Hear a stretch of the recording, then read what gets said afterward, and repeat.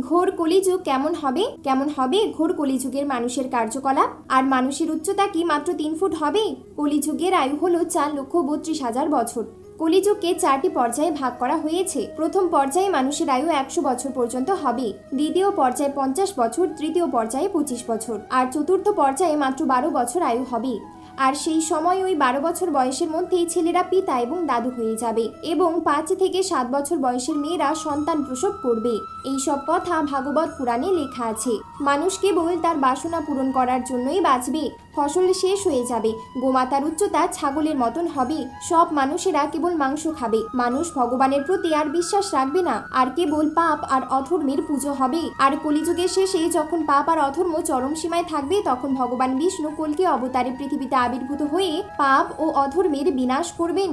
আর যে সকল মানুষেরা ভগবানকে ভক্তি করবেন তারাই কল্কি অবতারকে দেখতে পাবেন।